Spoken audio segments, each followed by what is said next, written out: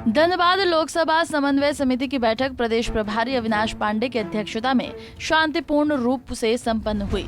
गौरतलब है कि पिछली बार 9 अक्टूबर को जिला प्रभारी मंत्री की अध्यक्षता में बैठक की गई थी, लेकिन पिछली बार की बैठक हंगामेदार रही थी। जिला प्रभारी मंत्री को इस्तीफा देने की घोषणा करनी पड़ गई थी। वहीं प्रदेश प्रभारी अविनाश पांडे ने कहा कि आज की बैठक सफल रही है।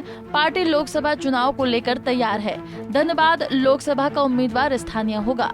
पिछली बार कांग्रेस 9 सीटों पर चुनाव लड़ी थी, इस बार भी यही तस्वीर होगी। हालांकि इंडिया गठबंधन की बैठक में निर्णय होगा। केंद्र सरकार जनमुद्दों से भटकाने के लिए केंद्रीय एजेंसी का सहारा ले रही है या फिर दिल्ली किसी को थोप देगी? देखिए, बहुत स्पष्ट है कि ये समन्वय समिति है, इसमें कहीं पर भी कोई उम्मीदवार का जिक्र चर्चा नहीं है। राष्ट्रीय स्तर पर इंडिया गठबंधन की समन्वय समिति स्थापित की गई है। उस समन्वय समिति के अंतर्गत सभी दल मिलकर और हर एक लोकसभा में उम्मीदवार तय करेंगे।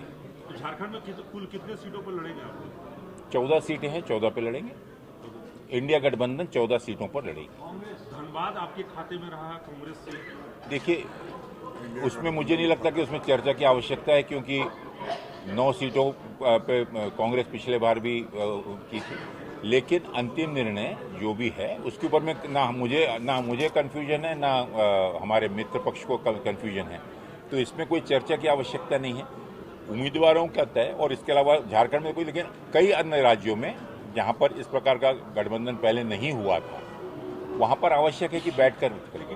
जो बैठक में चल रही है, इसी में से कोई नेता उम्मीदवार होगा लोकसभा का, या कोई दूसरा कोई उम्मीदवार होगा? निश्चित रूप से स्थानीय नेता ही कहीं ना कहीं होंगे, कोई ना कोई। वो तो प्रदेश समिति और राष्ट्रीय समिति तय करेगी। राहुल गांधी जी की यात्रा झारखंड में कब से शुरू करा है? आने वाले अभी 5 राज्यों के चुनाव चल रहे हैं, और इसके चलते हुए हमारे जितने भी शीर्ष नेता हैं, माननीय मल्लिकार्जुन खड़गे साहब, आदरणीय राहुल गांधी जी, आदरणीय प्रियंका जी, इन तीनों की 6 सभाएं प्रथम चरण में होने जा रही हैं, जो दिसंबर में मुझे लगता है, क्योंकि नवंबर अंत तक के चुनाव की प्रक्रिया शुरू है।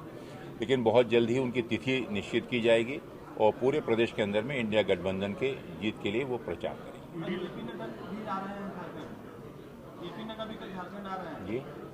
जेपी नड्डा जी झारखंड आए, उनका स्वागत है।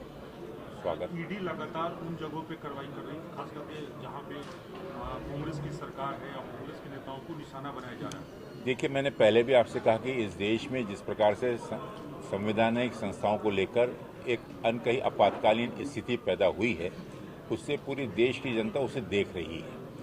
और जितनी भी ये केंद्र सरकार की विफलताएं हैं, चाहे महंगाई की हो, चाहे बेरोजगारी की हो, चाहे अर्थव्यवस्था की हो, चाहे भाईचारा की हो, इन चीज़ों से आम जनता का ध्यान बटाने के लिए कहीं पर ईडी के छापे मारे जा रहे हैं। जहां पर जिन राज्यों में, इन 5 राज्यों में उन्हें निश्चित रूप से मालूम है कि कांग्रेस की सरकार बन रही है और बीजेपी की शिकस्त हो रही है, तो वहां के लोगों को, कार्यकर्ताओं को, नेता को आतंकित करने के लिए उनके घरों में ईडी के छापे मारे जा रहे हैं। बैठक में जिला प्रभारी मंत्री, सह स्वास्थ्य मंत्री बन्ना गुप्ता, प्रदेश अध्यक्ष राजेश ठाकुर सहित जिला अध्यक्ष, पदाधिकारी, प्रखंड के कार्यकर्ता उपस्थित रहे।